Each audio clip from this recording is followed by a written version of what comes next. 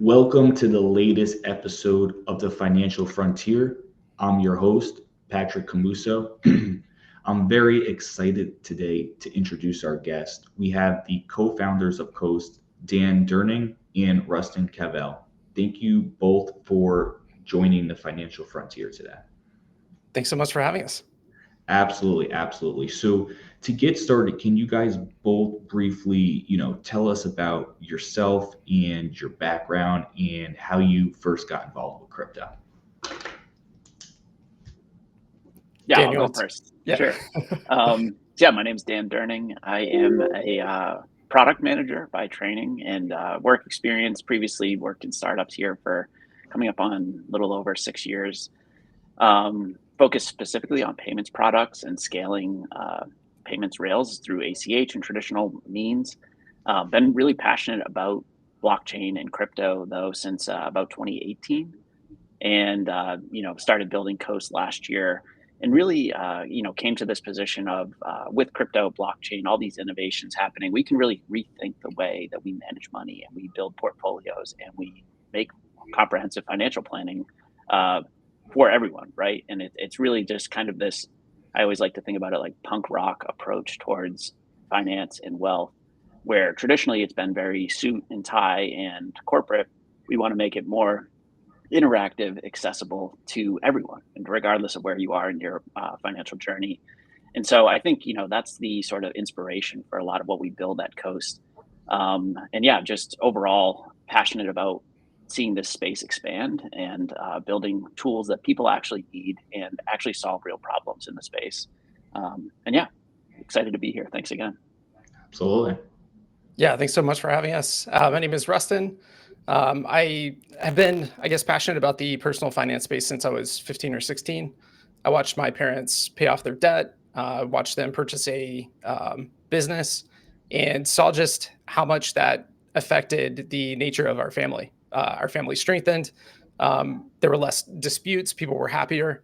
And it was kind of this pivotal moment for me where I just thought, man, like if this made such a profound impact on my family, I know that it can make profound impacts on other people in the United States as well, and globally for that matter. And so that was kind of the start of my journey into finance.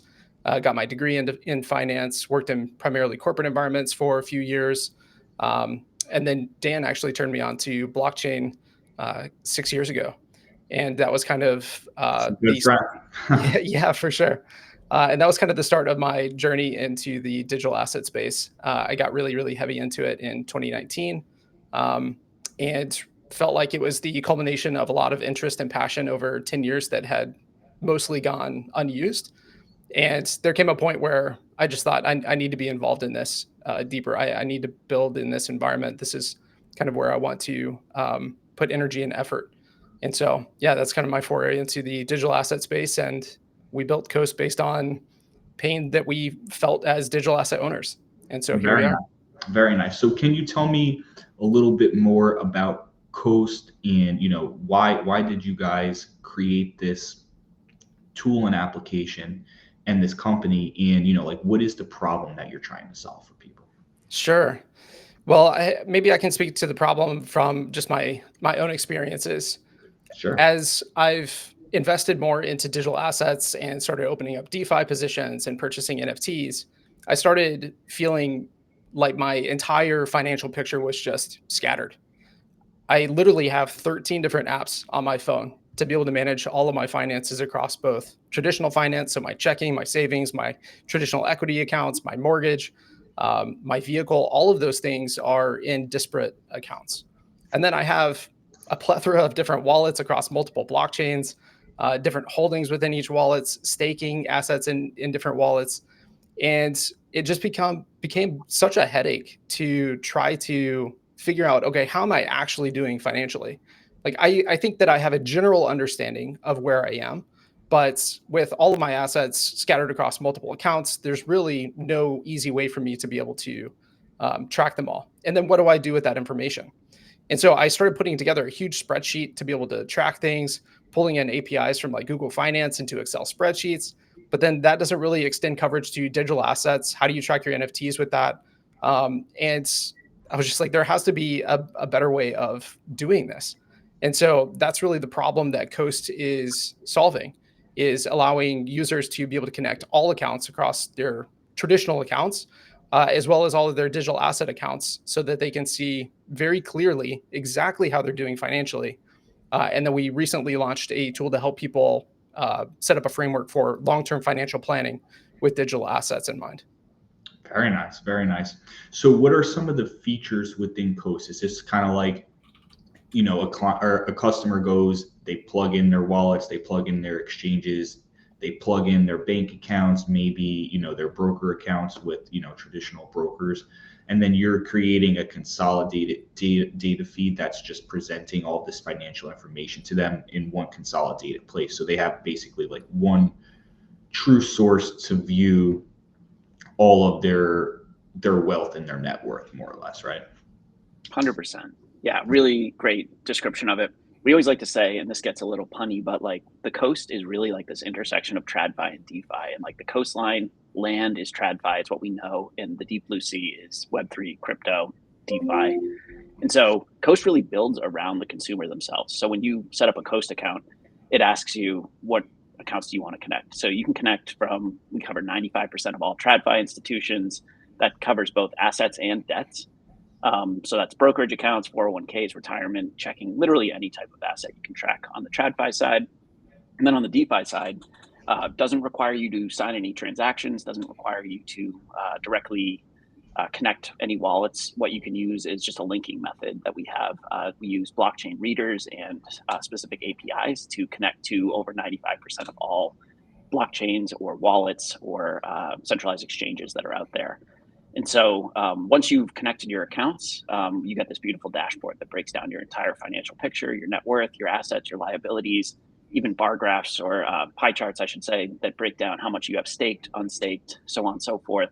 And then from there, the second feature that we have is called Compass. And this really is where we take all that data and help you think across retirements, savings, housing, family, career, estate planning, everything that goes into a financial plan that a traditional financial advisor would ask you when preparing one for you. So you now can understand where exactly you are and where you're going and what you need to do to get there. And then the third feature is our partner services portal. And so this is highly qualified, crypto specialized CPAs, financial advisors, estate planners, charitable giving platforms that are directly integrated into Coast to give you that additional help if you want to go beyond what we can provide. And you are part of that as well. So thank you again for joining our partner services. But yeah, we think giving people choice and access to the experts they need is really something that drives value for consumers. Very interesting. So it sounds like your target market are, individual investors that are going to have a mix of, TradFi and crypto. What have you seen in terms of like, user adoption? Is it more like, you're getting these people deep into crypto, crypto natives, or are you getting more of the mix of people that are starting to get into crypto and have, substantial, traditional accounts, or is it just kind of a mixed bag of everything? Like, what are you sort of seeing there? It's really a mix. And we thought that it might skew more toward digital assets. But what we found is that people who own digital assets very frequently own equities. They also have traditional accounts. And so what we're seeing is that as more and more consumers increase their holdings in digital assets, or their digital assets appreciate in value to the point where it's a substantial component of their portfolio, then this pain point that we are solving becomes much greater. Because if we extrapolate, or if we extract crypto out of someone's portfolio, there are apps that will help people aggregate this information. That's pretty well taken care of on the fintech side. But there's really no dynamics to be able to bring in the crypto specific assets. And so our product is best suited for individuals who own both equities, who have traditional accounts, and who also have maybe not like a huge percentage of their portfolio in crypto assets, but enough that they want to track it and want to consider it within a long-term financial perspective. Definitely. I see the same thing on my side. There's always going to be, a mixed bag in terms of the assets that any client is holding. Even, most of the clients that come to Camuso CPA are deep into crypto, but even then they're still going to have, TradFi accounts and other investments that they're invested in as well. So that's right. Yeah, I think that there definitely needs to be something to bridge this gap. And so are you guys just targeting the end user, or is this also a tool that, is for the end user, but also for their investment advisors as well? Because, obviously the end user needs to get this clear picture on their financials, but really, even if you're working with a financial advisor to put together a plan, like you said, they're going to have to take you through this process of, consolidating everything and getting a true view of your financials. So are they leveraging your platform now, for those financial plannings, or are they going to in the future? Like, do you guys foresee that? It's a really great question. We're super young still. We're about 2.5 months post open beta launch. Already tracking though 13 million plus in assets across TradFi and DeFi. We're targeting consumers right now, just because most of them feel the exact same pain points we have. We've actually been approached by quite a few financial planners and other finance professionals about how can I use this with my client. We haven't built or basically adapted the product to be client facing, or built basically for that end user being the financial advisor. But it's something that's easy enough where a consumer could go to their financial advisor and pull up their Coast account and show them everything that they're at. If we continue to hear, positive feedback from financial advisors and financial professionals, we're happy to adjust the platform to face them as well and be able to be a tool that they can give to their clients. We've also been talking just with crypto wallets. They are also interested in potentially white labeling this or putting it into their platform themselves. So really, we're trying to find exactly who we can help with this. But I do think there is a good need out there to give this to financial professionals and allow them to use this with their clients.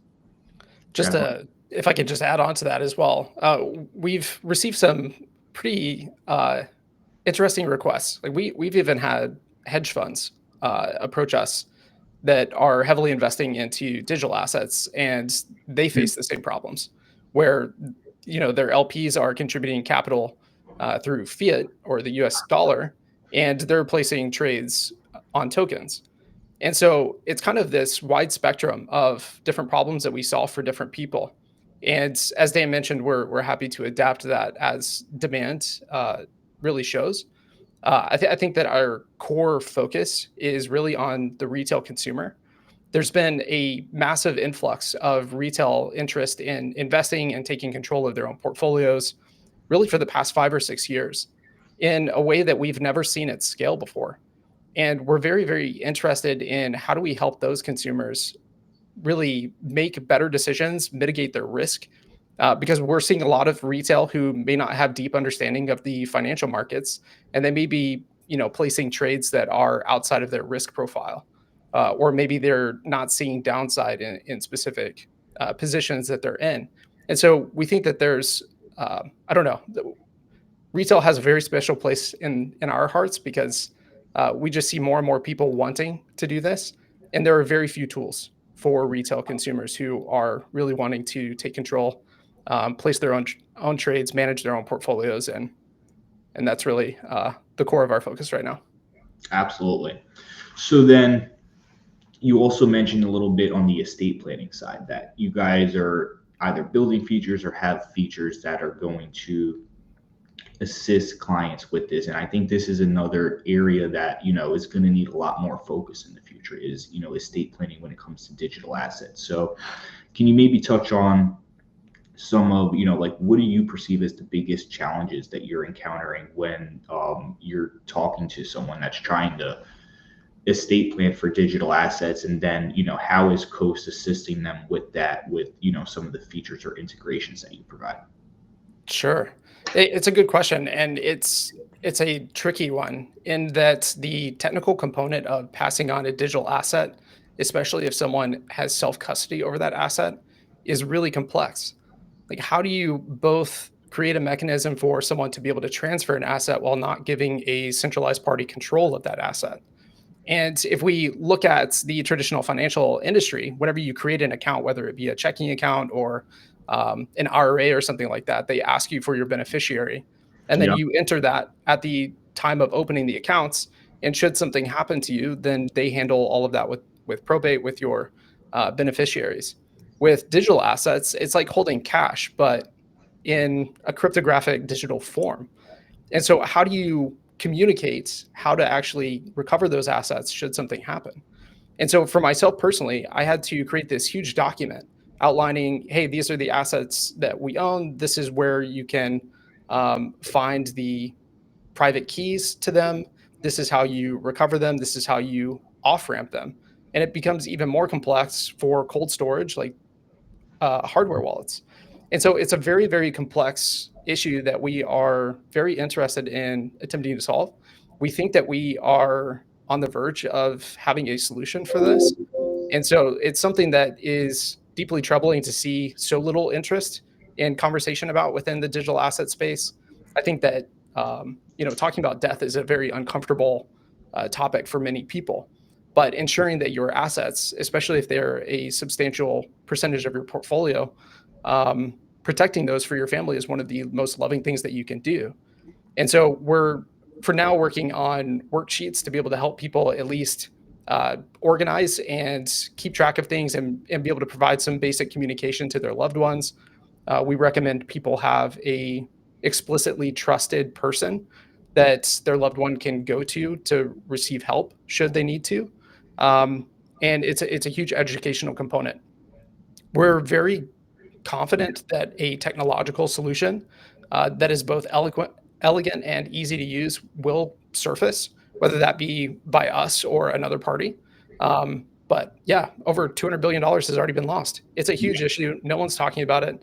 And so we at least want to be able to consolidate accounts for people so that there's actually clarity on, okay, this is what I own. Yeah. That's the start, is even just getting that. That's right. Yeah. Exactly. Because you hear these stories of people passing away and their loved one is just like, I have no idea what they owned or where it is. They may have been a crypto native person, and the loved one may, have never even done a crypto transaction. Exactly. That's right. And so how much money is locked in wallets that people just don't know how to access because their loved one tragically passed? Yeah, it's something that needs to be solved. And we'll do our best to come up with some kind of solutions to be able to help consumers be able to solve that for themselves.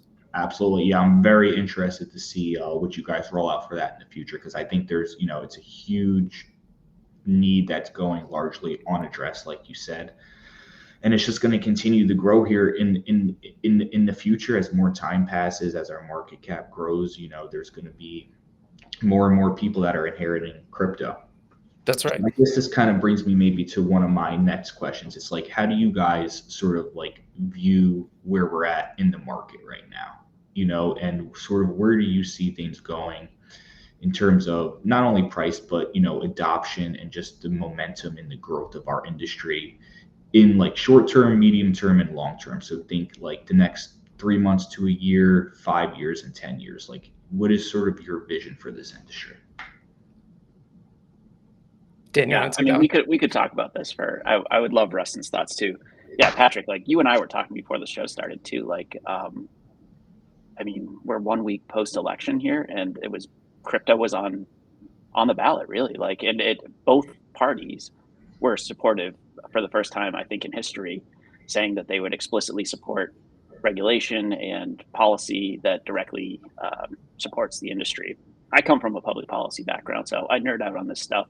Nice. I think in the short term, I mean, we've already seen probably the greatest pump of crypto in a 1 week's time span. It's at all-time highs. I only see, I mean, this obviously isn't financial advice, but I see more people getting involved in general, whether that's via ETFs or holding the assets themselves. I think altcoins, everything is just going to ride this wave for a while. We're heading into a bull market if we're not already there. I think what's even more important is really like taking a step back and looking from 30,000 feet and saying, like, from a regulatory landscape, what policies are going to go into a place that attract crypto companies to come build in the US to either reshore themselves or start from scratch, but be based in the US because the policy environment is favorable for them to build. I think too, just looking at how taxes work with crypto. I mean, we were talking earlier, like we're going to need so many professionals that are specialized and understand the space deeply and not just say, hey, I'm a CPA and I've heard of crypto We were likening it to companies adding AI to their brand. It's like, you're not actually an AI company. You're just saying that because it's trendy now. We're actually going to really need people who are deep in the space and understand it. We talked to estate planners a couple of weeks ago, and these guys are specialized in crypto, and they're attorneys and they're estate planners. Like, that's how specialized it's going to get. So I think for professionals and people who've been building in the bear market in the past several years, building practices around this niche, it's only going to become more, the demand is going to, obviously increase tremendously there. So in the short term, I see, next year might be one of the biggest years for crypto ever, from not only an asset perspective, but just a policy environment. I'm really curious to see how this all plays out. And then I think, 5 years, does America become, the leader in this space and really put a flag in the sand, so to speak, and say, like, we are going to encourage innovation here. We're going to support it. We're going to have clear regulatory frameworks, and we're going to let our brightest minds work on these problems. That's what I'm curious about and excited about. Absolutely, me too. I think we're going into, a great stage here where we're going to see a lot more innovation get brought back into the U.S. I think that's a lot what we were talking about, Dan. So very optimistic as well. I share a lot of your guys' opinions regarding this. So you guys are talking a lot with, CPAs like myself, estate planning attorneys, CFOs, CFPs, all these types of financial professionals. And, I'm sure some of them you talk to are deep into crypto like myself and others, and some are maybe scratching the surface and in between. So, like what sort of learning strategies, and you guys have even found yourself in this position years ago as well. So, as financial professionals. So, if you're talking to someone that wants to start to get more involved in this space and learn more about this industry and how they can professionally get involved, what resources and learning strategies would you recommend to them? That's a loaded question, because I feel like the skill gap for this industry is quite high. There's an immense amount of knowledge and nuance involved in digital assets. On the flip side of that, the professionals who are willing to learn and remain open-minded and dig into this stuff, I think will just absolutely take a huge market share away from traditional professionals who are not exposing themselves to these topics. There are 93 million Americans now who own digital assets. And there are very, very few financial professionals who understand the language and understand the assets and what they hold and know what to do with them. And so I'm screaming at the rooftop for financial professionals. If you have any interest in expanding your business over the next 5 to 10 years, you must be looking at this industry, and you must start now, because the people who are doing this today, folks like yourselves, you'll just absolutely supersede anyone else, because at some point, all of the traditional financial professionals, they're not going to know how to properly consult their clients for their assets. I had a CPA a couple of years ago, and he didn't really know what to do with my portfolio. And that's pretty common. And it just kind of underscores the importance of people digging in. And so from just like a very basic level, there are some great YouTube videos that you can watch on how blockchains work, the differences in different chains, the differences between coins and tokens, the nuances of DeFi positions and what those actually are. And then from a more professional standpoint, we love the guys over at Crypto CFOs. They have a ton of educational courses on digging into this, primarily from like a CPA and CFO perspective. But I think that the information can really expand beyond those two professions. And so, yeah, I would just start speaking with people who are maybe in your network, or reach out to folks who are already in the industry and ask questions, because there is a lot to this. But I promise you, the more that you get into it, the more that information stacks, and it will become much, much less overwhelming as time goes on. The hardest part is just getting those high level details down. Definitely. I agree with you. The learning curve is huge, and it's never ending. Even as someone that's been in this space now for, around 10 years or so, I'm still having to learn, each week as the industry grows and changes, as the regulatory environment matures and shifts and changes as well. So it's constantly a moving target. You need to understand the industry itself. You need to understand, if you're a CPA, the tax code, the accounting regulations. If you're a CFP, you need to understand how this fits into, asset allocation and the wider macro financial environment. So it's really, still skill stacking, a combination of skills. And you're not going to be able to just go and like learn this in one place, watch a CPE course on crypto accounting and be able to serve your clients. You need to, like you said, be motivated to constantly be building on your knowledge.